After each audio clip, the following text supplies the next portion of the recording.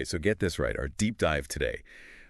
It's about a family, a county fair, and a goat. The goat's name is Cedar. But, and here's the thing, this is not your typical, like, 4-H story. It's got lawyers. A $300,000 settlement. And honestly, enough mystery to, like, rival an actual detective novel. Yeah, you know what's interesting about this case? How a simple disagreement over, one goat, it snowballed into this huge legal battle with the sheriff's office right in the thick of it. It's just one of those stories, so many crazy twists and turns. It almost feels like an episode of, like, Law and Order, you know, but on a farm. Seriously. And to think, right, this all began with a 9-year-old girl. She was raising Cedar for the Shasta District Fair in California. You know, one of those programs where kids raise livestock, learn about responsibility, and then... Yeah, they're usually auctioned off in the end, often ending up, well, on someone's plate. It's kind of the sad truth of these programs, and it's right at the center of the conflict with Cedar's case, really. For sure. So this young girl, let's call her Sarah.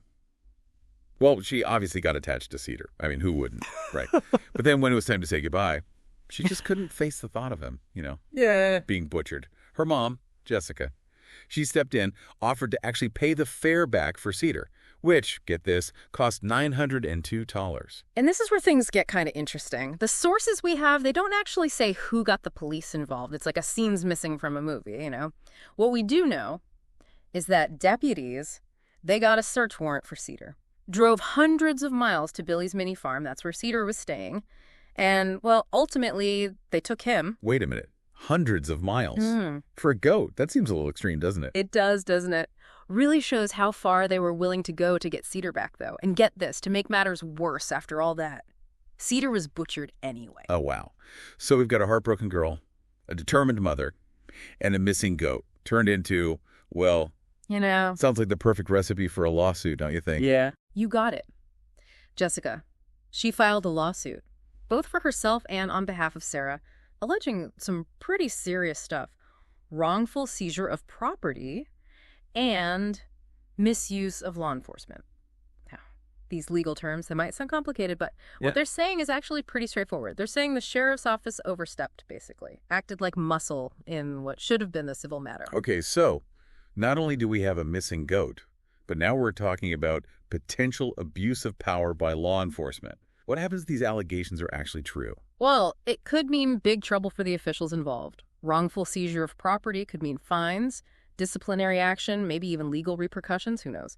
And misuse of law enforcement is even more serious. That means law enforcement resources were used inappropriately, maybe for personal gain, maybe to intimidate someone. Oh, wow, that's not good. But there's still this big question mark hanging over all of this. Who butchered Cedar? And what happened to the meat? $1 million question, isn't it? Even after 2 years of legal battles, nobody knows those details, like something out of a spy movie. We do have these text messages, though, right? Between B.J. McFarlane, he was the livestock manager for the Shasta Fair Association, and then Melanie Silva, the CEO of the fair, might shed some light on things. Okay, what do they say? Well, McFarlane texts Silva, Kathy said okay, but no one needs to know about this. Oh, me and Kathy are only ones. It got killed and donated to nonprofit, if anyone asks. Wait, donated to a nonprofit? What nonprofit? And why all the secrecy? If everything was legit, why not just be open about it? Exactly. Then Silva texts back, we are a nonprofit some. Hold on. Those emojis. It's like they're joking about it. Doesn't exactly inspire a lot of confidence, does it? Not really. If this was a real donation, you'd think they'd be more upfront about it. Why the need for a secret agreement between just a few people? I know, right? It's super fishy. Plus, Jessica and her lawyer, they claim they told the sheriff, the fair, and county officials that they were fighting over who owned Cedar, and this was before he was butchered. And yet, they still went ahead and took him and butchered him. If they knew about the dispute, why do that? Makes you wonder what their motives really were. Yeah, totally. It's like they were dead set on getting that goat no matter what. And here's the thing. Shasta County, they ended up paying $300,000 to settle the lawsuit. Seriously, $300,000 for a goat. If they were so sure they did nothing wrong, that's a lot of money to pay out. It does make you think, doesn't it? Maybe they were trying to cover up something bigger? Maybe. And the county's lawyer? He denies any wrongdoing. Says the settlement was just a way to save money in the long run. But you know what? Neither the fair CEO nor a county spokesperson responded when asked for comment. It's like they're saying, nothing to see here, move along. Mm-hmm. But that silence actually speaks volumes. So we've got missing information. suspicious text messages, a huge settlement, and a whole lot of unanswered questions. It feels like we're just getting started with this deep dive. Oh, absolutely. This is just the tip of the iceberg. Plenty more to unpack here. When we come back, we'll dig deeper into how this whole thing affected Sarah. Stay tuned, folks. This story is about to get even more complicated. All right, so we're back, diving even deeper into this Cedar the Goat case. And let me tell you, things are going to get a whole lot messier. We've got legal battles, missing info, and a whole bunch of people avoiding the spotlight. But before we get too far ahead, let's zoom in a bit. Take a closer look at the heart of it all, the lawsuit. Right, because this lawsuit, it's about way more than just a goat, isn't it? It's about power, transparency, holding people accountable for what they do, especially those in charge. Jessica Long and her lawyers, they're painting a pretty clear picture here, a picture of a system that's broken. They're saying the Shasta County Sheriff's Office was used as a tool in a private fight, and that raises some serious red flags. No kidding. It's like calling in a SWAT team to deal with, like Yeah. a parking ticket. Yeah. Totally out of proportion. Especially when you think about how this must have affected Sarah, the little girl who raised Cedar. Right. Imagine being 9 years old. You put your heart and soul into taking care of an animal. You love this animal. Yeah. And then, bam, it's taken away from you and then butchered. And all under these shady circumstances. That kind of trauma, it could stick with you. Absolutely. It's not just about property rights here. It's about a kid's trust. And her first experience with how messed up the adult world can be. What kind of message does that send? About fairness? About justice? Tough lesson to learn, for sure. And it makes you wonder, how should adults be handling these kinds of delicate situations with kids? Open communication, honesty, empathy, those should be the top priorities, even when the truth is hard to say. I couldn't agree more. But instead of all that, right, transparency, compassion, it seems like this whole thing was all about secrecy and deception. Remember those text messages between the fair people? It's like they were speaking in code. Yeah, those texts, they're super revealing. They show that there was a real effort to keep Cedar's fate a secret. If it was all above board, why be so hush-hush about it? Exactly. And to top it all off, nobody's answering the important questions. Who butchered Cedar? What happened to the meat? And who even told the sheriff's office to get involved in the first place? Those are the missing puzzle pieces, the ones that could solve this whole thing. Without clear answers, it just feels like there's something more going on. Like everyone involved is tiptoeing around this big, stinky secret. Which brings us back to the $300,000 settlement. Shasta County says they did nothing wrong. But that's a lot of money to throw around if you're so innocent. It does make you wonder, doesn't it? Maybe they were trying to dodge a public trial, where all their dirty laundry could get aired out. Right, like they're trying to cover a gaping wound with a Band-Aid. Might quiet things down for a bit. But it doesn't fix the real problems. Accountability, transparency, all that stuff this case has brought up. Exactly. It's not just about Cedar anymore. It's about the public losing trust in the system and making sure those in power are actually responsible for what they do. Welcome back, folks, to our final part of the Cedar the Goat deep dive.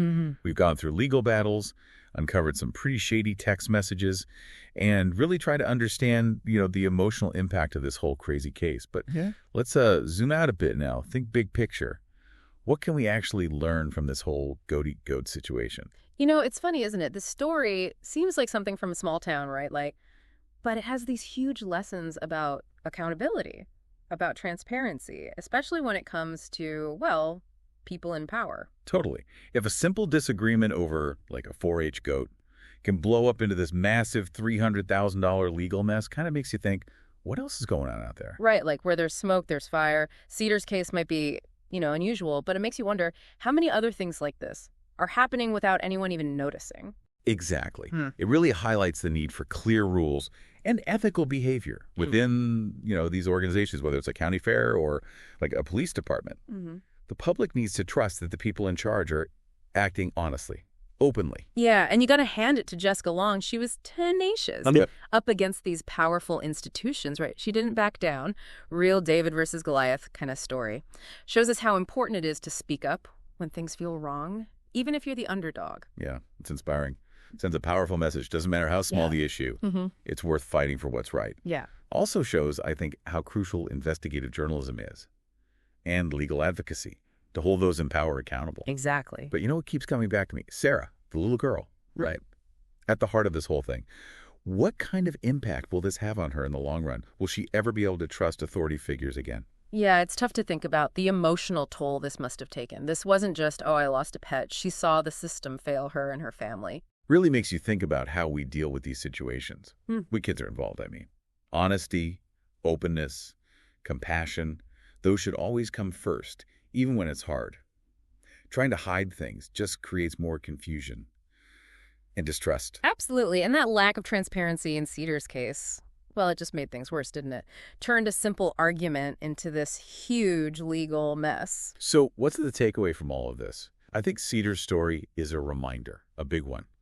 Even things that seem small, they have these huge ripple effects. It's a call to question authority, to demand transparency, and fight for what's right, even when it feels like you're fighting an uphill battle. Yeah, it's a good reminder that every voice matters, and that truth and justice, they're worth fighting for, no matter how long or how hard the journey is. Well, we've covered a lot today. The ins and outs of the legal stuff, the emotional roller coaster, and what this whole thing means on a larger scale. But we're left with one big question, and I want you to think about this. If you were on the jury for this case, what information would matter most to you? What would make you decide one way or the other? Right? What evidence would really sway you? And what kind of verdict would actually mean justice for everyone involved? For Sarah, for Cedar, for the whole community. As we wrap up this deep dive, I want you to keep those questions in mind.